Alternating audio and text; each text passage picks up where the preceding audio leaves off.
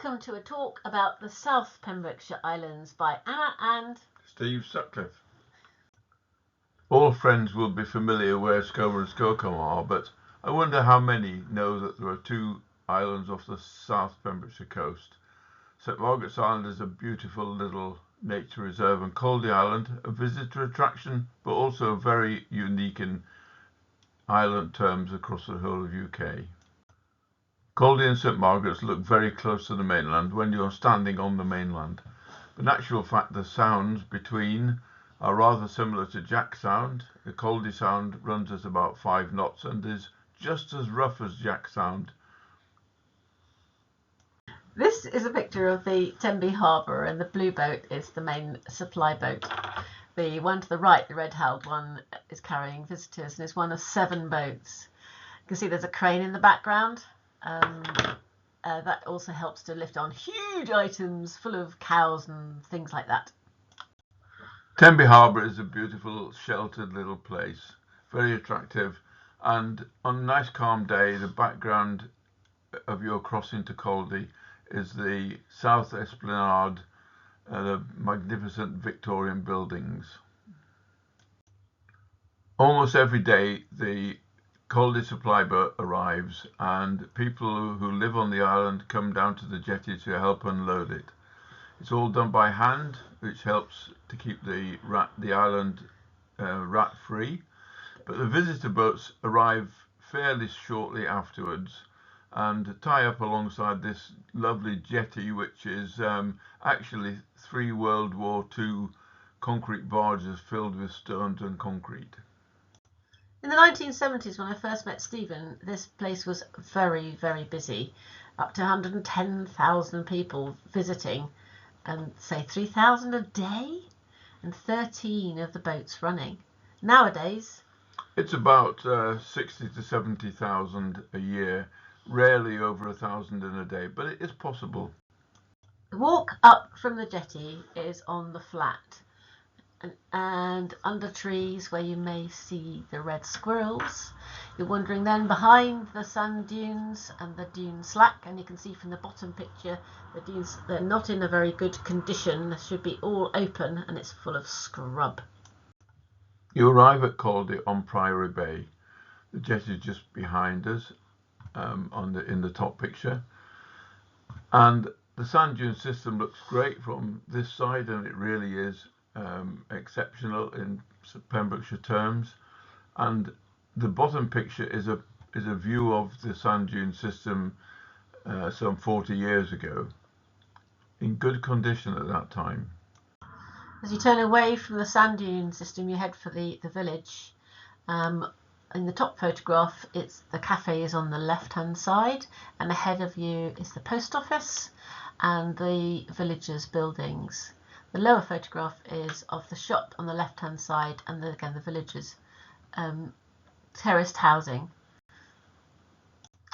The villagers and monks keep the village area and the green very tidy, and it's very pretty in the season with lots of bees and butterflies around all the flowers. But as you can see, it is quite a wooded island. The monastery dominates the village green. It's a Cistercian monastery. It's built between 1910 and 22 with local limestone from the local quarries on the island. It was rebuilt after a fire which destroyed the old monastery. It was originally built for 100 monks, but of course there's only 8 monks left. Having turned left at the post office, you very shortly enter the woodland area, all planted within the last 100 years by the monastic community, part of which is their sanctuary area. This is delineated by the purple line on this map, but there is a lovely footpath through the system. The woodland starts at St David's Church. Fundamentally, it runs through a large area of sycamore with rather little ground cover, but there are some magnificent old conifers, probably the ones that were originally planted around 100 years ago by the monastery. Part of the woodland is a sanctuary area where only the monks are allowed to go. There's always a chance that you're going to bump into a red squirrel going through the woodland. About 10 years ago, the island introduced just 16 or 17 red squirrels from 2 or 3 different genetic areas, and today there are 60 or 70 animals on the island. If you walk up the hill from the village, you are heading towards the lighthouse and the farm. You can either take the concrete path up, but also you can go on the nature trail, which is next to the Bug Hotel. Past the farm, up the concrete road, right to the top, and there is the lighthouse. The alternative to walking all the way to the lighthouse is to turn right towards the church and the priory marked on the map here. It actually goes through the farmyard as well. This is a view of the priory. It's a 13th century building, the same age as the church, and at one time there was a manor house right next door to it as well.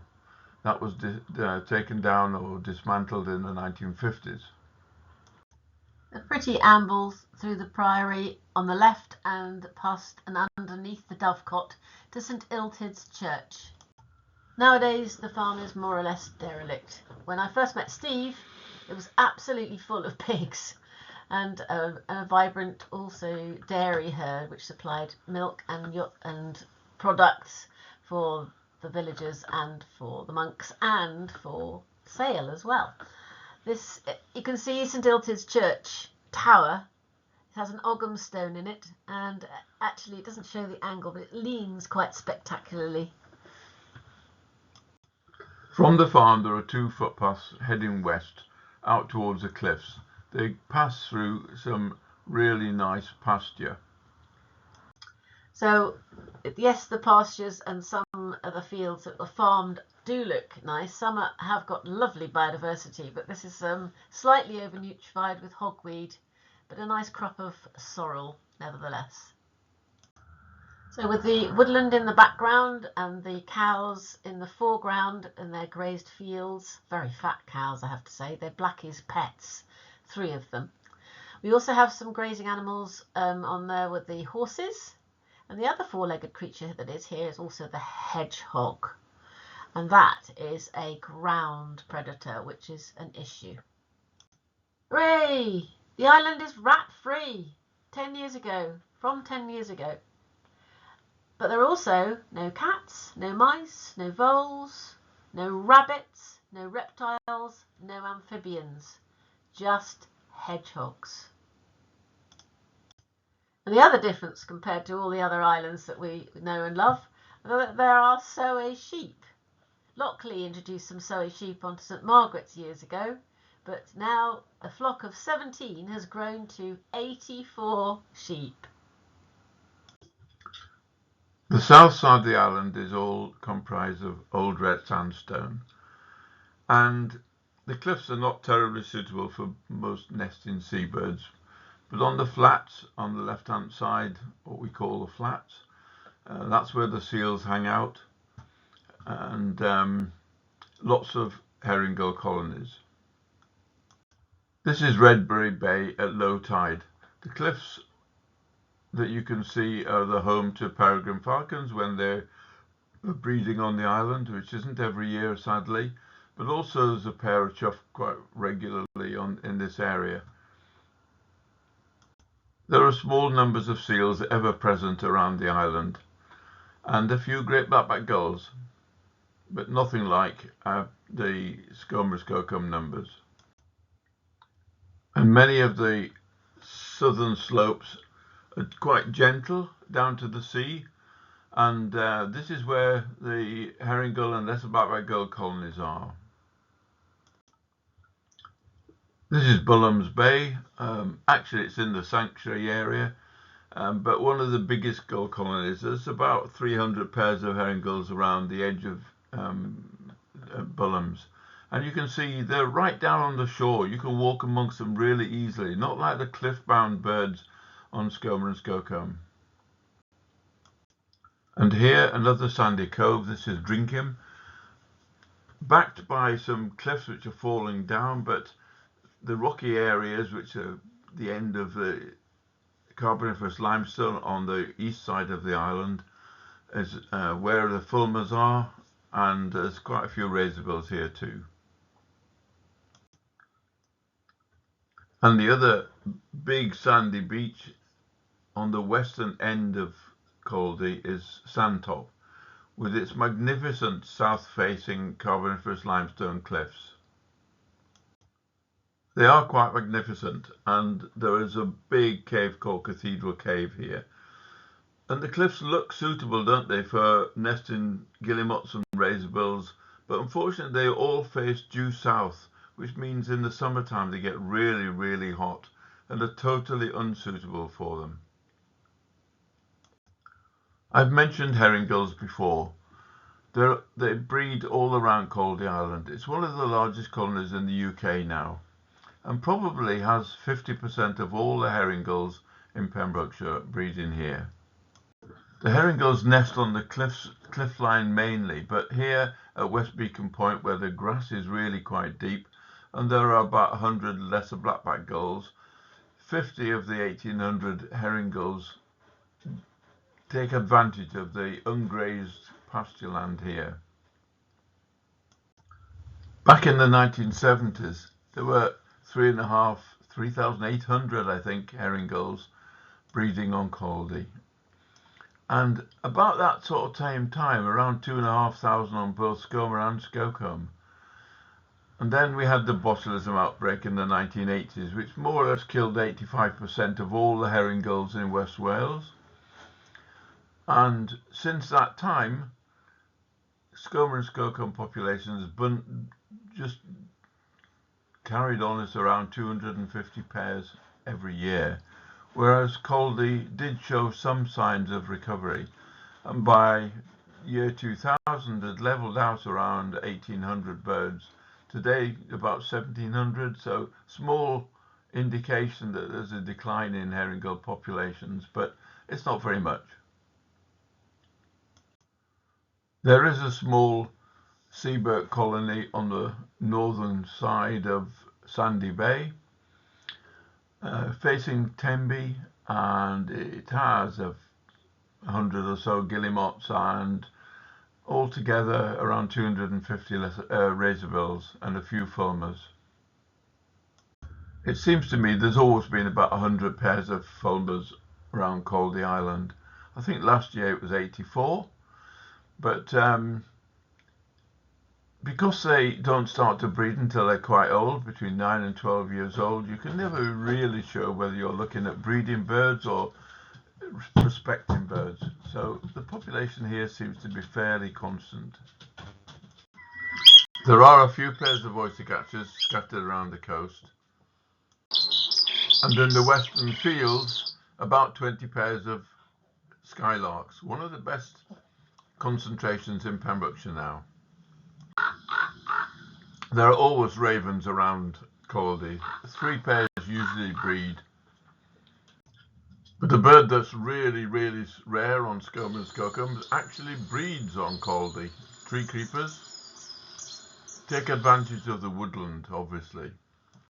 And every year there are vagrants. Goldcrests probably breed on the island, but firecrests have become increasingly common, and every September they really seem to be common on Caldey. And just like Skomer and Skokholm, there are rarities every year.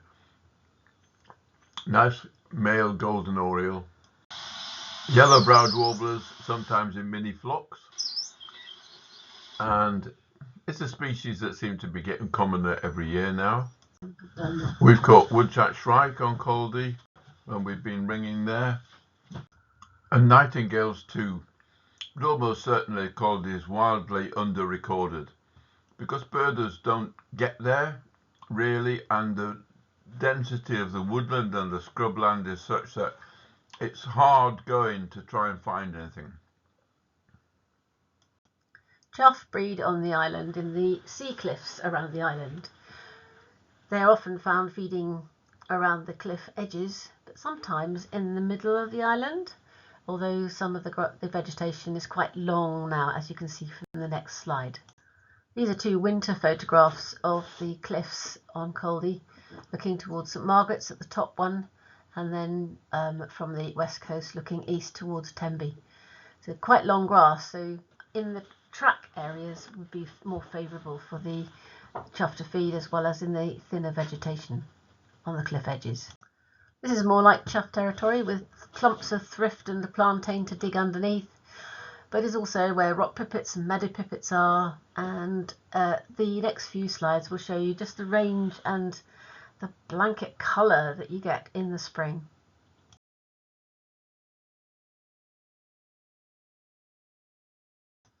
Clifftop vegetation, purple, thyme, smelling gorgeous, blue, scabious, plantain, thrift that's gone over, and the white flowers of carrot, as you can see for the next slide.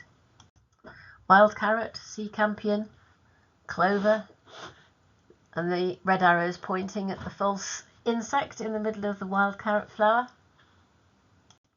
The yellow page, little potentilla on the top left, going down to the kidney vetch in dollops on the cliffs in amongst the thrift, and then the hawksbit and cat's ears on the right hand side.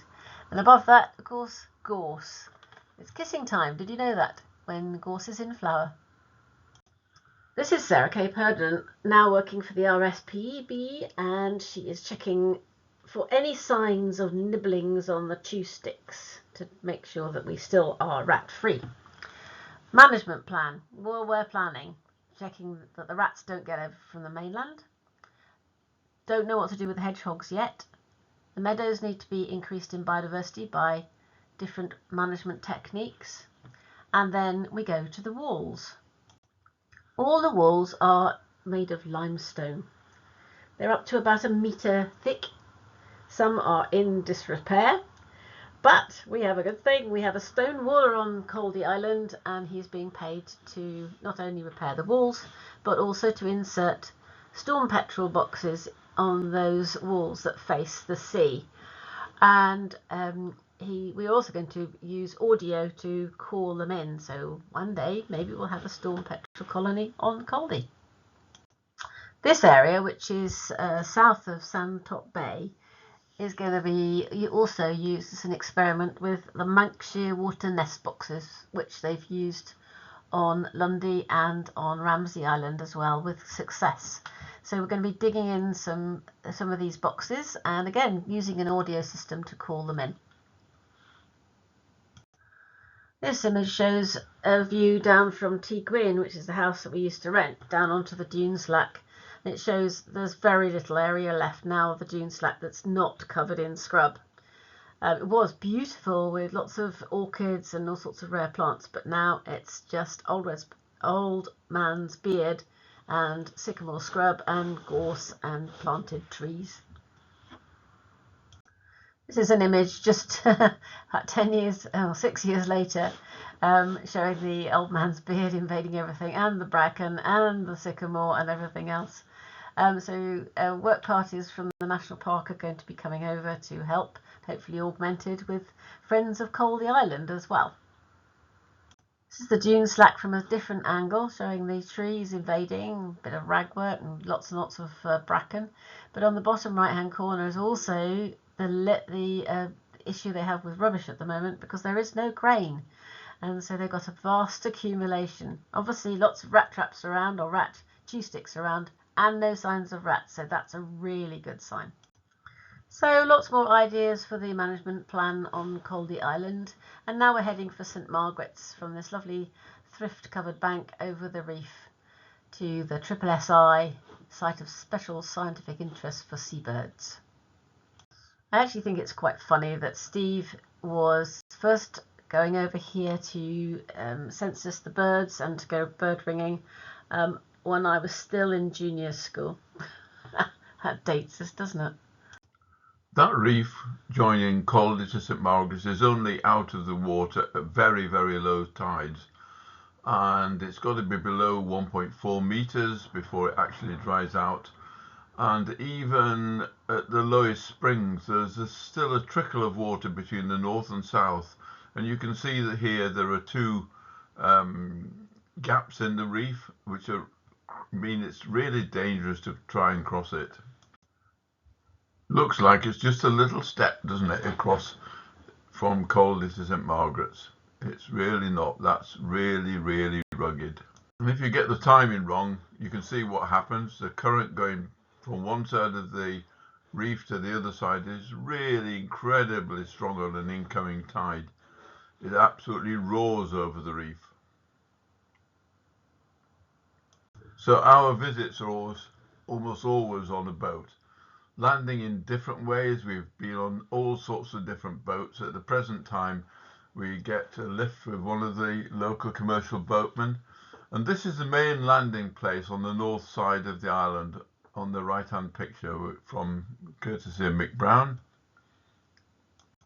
And this is another option for landing on the south side. It's a much easier access to the top of the island, but it's also one of the more exposed places. So it's got to be as calm as this to get there. Otherwise, at the landing from the quarry on the north side, one's faced with 120 feet of really steep grassland access to the top of the island. About 100 feet of red fescue.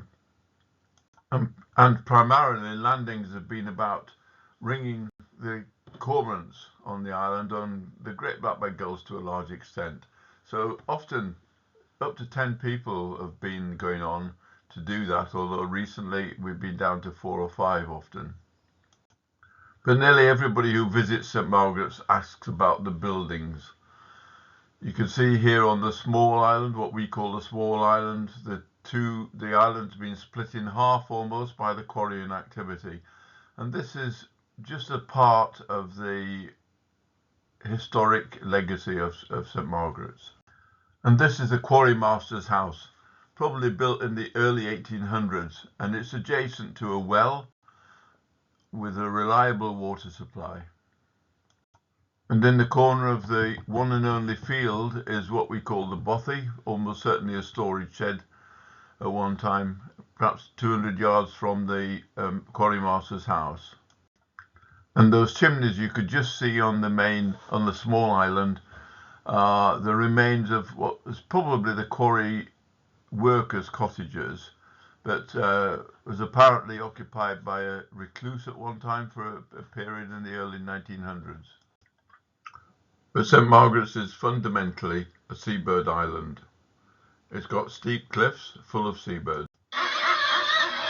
And here, amongst the guillemots and razorbills and kittiwakes, are a few pairs of puffins. We're not really quite sure how many there are, 4 or 5 for the last 30 years.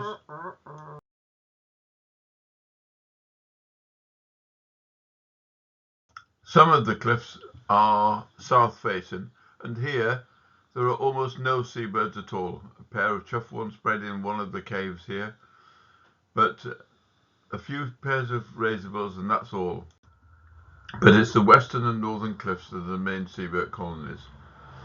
They're absolutely covered in guillemots and razorbills. In total, there are about 1,400 guillemots now, but the Sea Empress oil disaster in 1996 really knocked them back, probably by 50%, and they've recovered well though.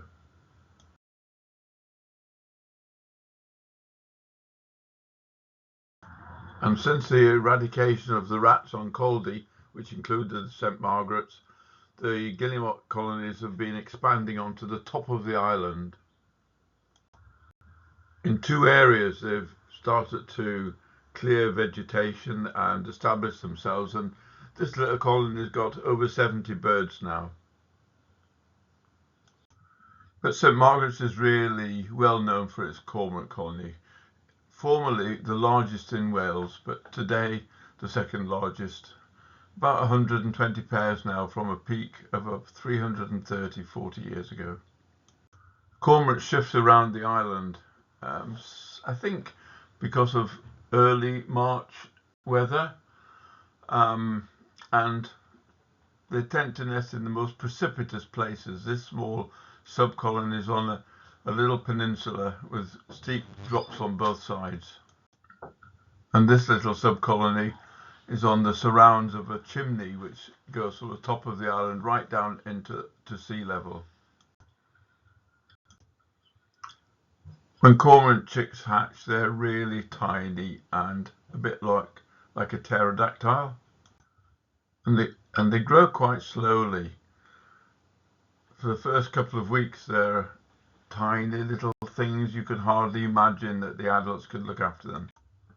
But then at about 6 weeks old, they're running around the island, and this is the best time to catch them for ringing purposes. They can't fly, they're no idea what they're doing, but if you disturb them, they'll rapidly get back to the nest once you leave them. This is the sort of size chick that we don't want to see when we get onto the island. They're so big they can run around and they'll accumulate on the edges of cliffs, and if you approach too closely, you risk them jumping into the sea when they're really not ready. Today there are around 120 to 140 nesting pairs of cormorants. In the 1970s it did reach 330, but mostly around between 200 and 250, so there's been a pretty rapid decline. No real reason, although the 1996 Sea Empress disaster seems to be in that period when we didn't do any counts when we were on Skomer, and there's been a slight recovery, but generally around 140 pairs. Recently, the vegetation on the island has been so long that it's been exceedingly difficult to get accurate figures. We've tried to ring the chicks in most years. It doesn't always work, and some years the breeding success has been exceedingly low. One year almost all the chicks died because of heavy rain, just at the period when they were too big for the adults to shelter and too small to be self-sustaining in temperature terms once they get wet. About 4% of the chicks are recovered in any one year. You can see the effect of the Sea Empress in 1996 on this slide. Really incredible percentage of birds recovered. And this gives you a rough idea of where the birds go to. Although in recent years perhaps more birds have gone north and even west to Ireland, the predominant movement is into the Severn estuary and occasionally across to France. At one time there were well over 100 pairs of great blackback gulls on St Margaret's. Today there are around about 40 to 50. Again, quite difficult to count. You've got to be there in late April. And they're a target species for our ringing expeditions as well. During our ringing expeditions, we usually target great blackback chicks as well. You can easily identify them by the depth of their bill. And on the northern cliffs there are nice colonies of kittiwakes. This one's got mixed up with some guillemots as well. And we've got an Oxford University camera, time-lapse camera, on one of the colonies to get involved with their citizen science project on kittiwake breeding success. St Margaret's is the only colony in South Pembrokeshire now. All the cliff nesting colonies on the south coast of the county are extinct. We haven't measured the kittiwake breeding success very frequently, but there's only one part of the island which is fairly easy to look at. But the round the island boatmen tell us that there's usually one chick on each nest. I think that's an exaggeration, but really it looks like kittiwakes on St Margaret's are doing fairly well. They have declined a little bit in recent years, but not terribly much. And so we're coming to the end of our little chat. We've been on St Margaret's about 60 times to ring the chicks and to do some of the counts of gulls nesting on the plateau. It's very, very difficult. But well over 90 times, I think, to census the birds from the sea. In 2024, we went 6 times around the island. We've used about 12 different methods of getting on the island and got wet quite a few times. And just like all of the other Pembrokeshire Islands, it's not always possible to get on or even near to St Margaret's. It can be a very wild place, and we actually discourage people from landing. I hope you've enjoyed our little tour